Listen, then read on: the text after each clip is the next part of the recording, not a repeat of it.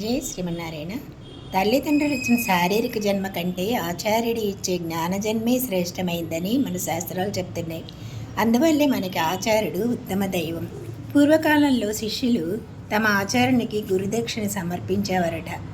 మరి మన కథలో అర్జునుడు తమ గురువు అయిన ద్రోణాచార్యునికి ఎలాంటి గురుదక్షిణ సమర్పించారు తెలుసుకుందాం. పూర్వం హస్తినాపురాన్ని ధృతరాష్ట్రుడు పరిపాలించేవాడు. పాండవులు కౌరవులు ఇద్దరు కూడా రాజకుమారులు కాబట్టి వాళ్ళకి ఇతర విద్యలతో పాటు అస్త్రశస్త్ర విద్యలు కూడా నేర్చుకోవాలి. అందుకనే హస్తినాపుర సింహాసనాన్ని సంరక్షించే భీష్మ పితామహుడు యోగ్యుడైన ఆచార్యుని కొరకు అన్వేషించసాగాడు. ద్రోణాచార్యుడు కౌరవులకు పాండవులకు ధనుర్విద్యను నేర్పిన గురువు. ఆయన తండ్రి అగ్నివేశుడు. ద్రోణాచార్యుడు పాంచాలరాజు ద్రుపదుడు ఇద్దరు చిన్నదనంలో గురుకులలో కలిసి విద్యను అభ్యసించేవారట. ఆ సమయంలో ద్రుపదుడు ద్రోణాచార్యుడికి నీకు అవసరమైనప్పుడు నేను తప్పకుండా సహాయం చేస్తాను అని వాగ్దానం చేశాడు. తర్వాత ద్రుపదుడు పాంచాల రాజ్యానికి రాజయ్యాడు. ద్రోణాచార్యుడి పాపం మాత్రం తన కుటుంబాన్ని కూడా పోషించుకోలేని స్థితిలో తన మిత్రుని వాగ్దానం జ్ఞాపకం రాగా పాంచాల రాజైన ద్రుపదుని వద్దకు కొంత ఆర్థిక సహాయాన్ని అర్థించాడు. కానీ ద్రుపదుడు ద్రోణాచార్యుడిని అవమానించి దుర్భాషలాడి పొట్టి చేతులతోనే పంపించేశాడు. ద్రోణాచార్యుడు ద్రుపదునికి ఏదో విధంగా గుణపాఠం చెప్పాలి అనుకున్నాడు. ఆయన మారువేషంలో హస్తినాపురం చేరుకుని తన మిత్రుడు గౌతముడి దగ్గర ఒకసారి ఉంటున్నాడు. ఒకసారి పాండవులు కౌరవులు కారా అనే ఆట, అంటే ఇప్పుడు మన క్రికెట్ లాంటిదన్నమాట, ఆడుతుంటే వాళ్ళ బంతి ఏమైంది, నూతిలో పడిపోయింది. బావి చుట్టూరా తిరుగుతూ ఆ బంతిని ఎలాగైనా బయటికి తీయాలని ప్రయత్నించారు. అదే సమయంలో ఒక పొట్టి ముసలి నల్లటి బ్రాహ్మడు వచ్చాడు. వారు ఆ బ్రాహ్మణుని సహాయం చేయమని అడిగారు. కానీ ఆశ్చర్యంగా ఆ బ్రాహ్మడు తన వేలుకున్న ఉంగరాన్ని కూడా బావిలో పడేశాడు. మీకు అస్త్రశస్త్ర విద్యలలో నైపుణ్యం ఏమీ లేనట్లుంది.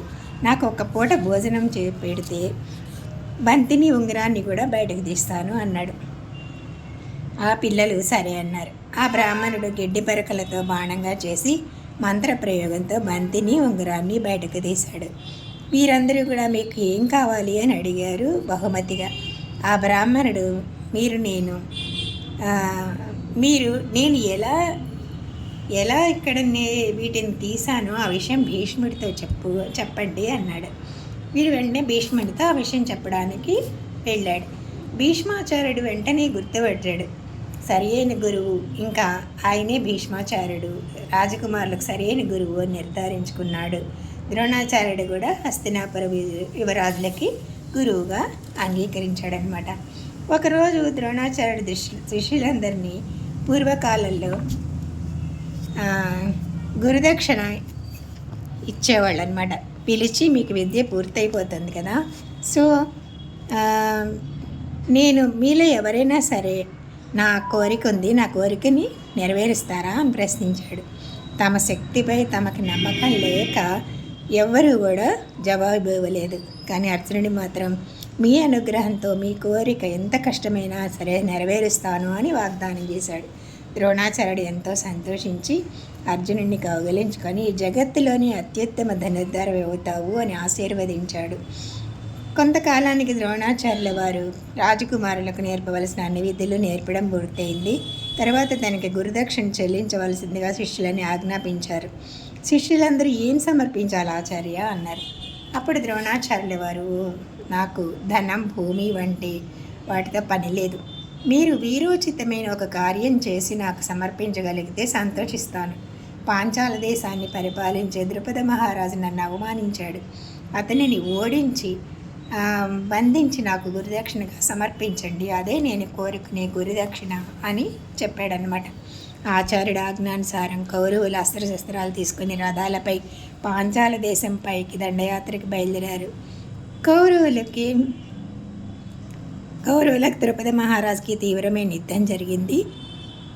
యుద్ధంలో ద్రౌపదుడు కౌరవులందరినీ చావగొట్టాడు. ధర్మరాజు పాండవుల అగ్రజుడు. కౌరవులు ఎంతైనా మన సోదరులు.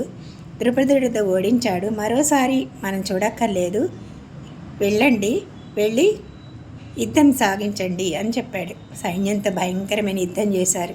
చిన్నవాడైన అర్జునుడి పరాక్రమానికి ద్రుపదుడు నిలవలేకపోయాడు. అర్జునుడు ద్రుపదుని బంధించి ద్రోణాచార్యుల పాదాలపైన పడవేశాడు. ఆచార్య, ఇదిగో మీరు కోరిన గురుదక్షిణ అంటూ వినయంగా నమస్కరించాడు. గురువుగారు ఆనందానికి అవధులు లేకుండా పోయినాయి. అర్జునుడిని అమాంతం కౌగిలించుకొని విజయీభవ అన్నారు. ఈ రకంగా అర్జునుడు గురువుగారు అడిగిన వీరోచితమైన గురుదక్షిణను సమర్పించుకొని తనకి ఆచార్యుని యందు తనకున్న భక్తిని, గౌరవాన్ని, ఆచార్య నిష్టను నిరూపించుకొని ఆయన ఆశీర్వాదంతో జగత్తుకే అత్యుత్తమ ధనుర్ధారి కాగలిగాడు అర్జునుడు అన్నమాట. ఇదండి గురుదక్షిణ సమర్పించుకున్నాడు అర్జునుడిలా.